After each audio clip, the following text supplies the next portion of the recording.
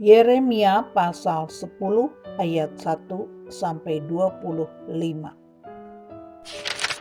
Allah yang hidup dan berhala-berhala. Dengarlah firman yang disampaikan Tuhan kepadamu, hai kaum Israel. Beginilah firman Tuhan. Janganlah biasakan dirimu dengan tingkah langkah bangsa-bangsa. Janganlah gentar terhadap tanda-tanda di langit, sekalipun bangsa-bangsa gentar terhadapnya. Sebab yang disegani bangsa-bangsa adalah kesia-siaan. Bukankah berhala itu pohon kayu yang ditebang orang dari hutan, yang dikerjakan dengan pahat oleh tangan tukang kayu? Orang memperindah,nya dengan emas dan perak. Orang memperkuatnya dengan paku dan palu supaya jangan goyang. Berhala itu sama seperti orang-orangan di kebun mentimun, tidak dapat berbicara. Orang harus mengangkatnya sebab tidak dapat melangkah. Janganlah takut kepadanya,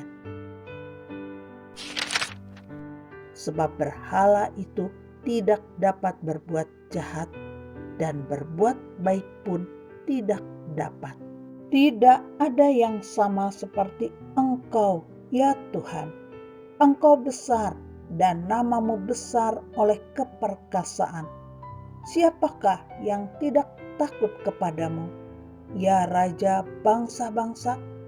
Sungguh, kepadamulah seharusnya sikap yang demikian. Sebab di antara semua orang bijaksana dari bangsa-bangsa dan di antara raja-raja mereka tidak ada yang sama seperti Engkau. Berhala itu semuanya bodoh dan dungu. Petunjuk dewa itu sia-sia, karena ia hanya kayu belaka. Perak kepingan dibawa dari Tarsis, dan emas dari Ufas. Berhala itu buatan tukang dan buatan tangan pandai emas. Pakaiannya dari kain ungu tua dan kain ungu muda. Semuanya buatan orang-orang ahli. Tetapi Tuhan adalah Allah yang benar. Dialah Allah yang hidup dan Raja yang kekal. Bumi goncang karena murkanya, dan bangsa-bangsa tidak tahan akan geramnya. Beginilah harus kamu katakan kepada mereka, para Allah yang tidak menjadikan langit dan bumi akan lenyap dari bumi dan dari kolong langit ini. Tuhanlah yang menjadikan bumi dengan kekuatannya, yang menegakkan dunia dengan kebijaksanaannya, dan yang membentangkan langit dengan akal budinya. Apabila ia memperdengarkan suaranya, menderulah bunyi air di langit. Ia menaikkan kabut awan dari ujung bumi. Ia membuat kilat serta dengan hujan, dan mengeluarkan angin dari perbendaharaannya. Setiap manusia ternyata bodoh, tidak berpengetahuan, dan setiap pandai emas menjadi malu karena patung buatannya. Sebab patung tuangannya itu adalah tipu, tidak ada nyawa di dalamnya. Semuanya adalah kesia-siaan, pekerjaan yang menjadi buah ejekan, dan yang akan binasa pada waktu dihukum.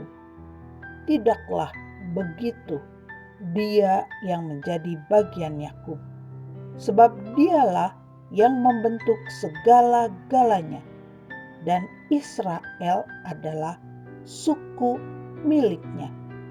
Namanya ialah Tuhan semesta alam. Yehuda menjadi sunyi sepi.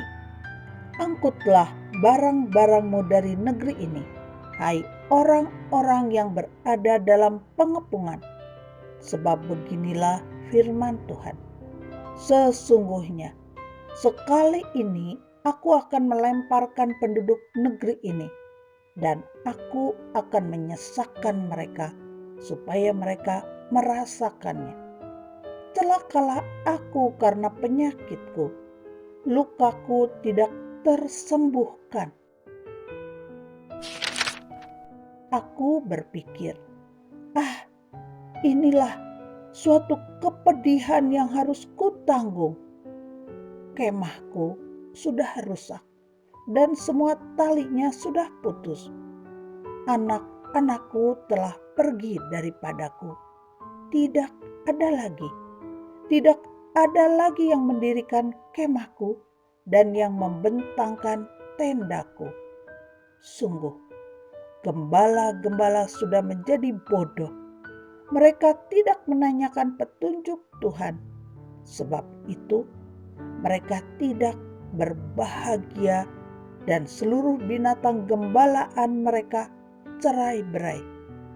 Terdengarlah suatu berita, bunyinya, kegemparan besar akan datang dari tanah sebelah utara untuk membuat kota-kota Yehuda menjadi sunyi sepi, menjadi tempat persembunyian serigala-serigala. Aku tahu, ya Tuhan, bahwa manusia tidak berkuasa untuk menentukan jalannya, dan orang yang berjalan tidak berkuasa untuk menetapkan langkahnya. Ajarlah aku, ya Tuhan, tetapi dengan selayaknya. Jangan dengan murka-Mu, supaya aku jangan Kau binasakan. Tumpahkanlah kepanasan amarah-Mu ke atas bangsa-bangsa yang tidak mengenal Engkau, ke atas kaum-kaum keluarga yang tidak menyerukan nama-Mu. Sebab mereka telah memakan Yakub dan menghabisinya, dan membuat tempat kediamannya menjadi puing.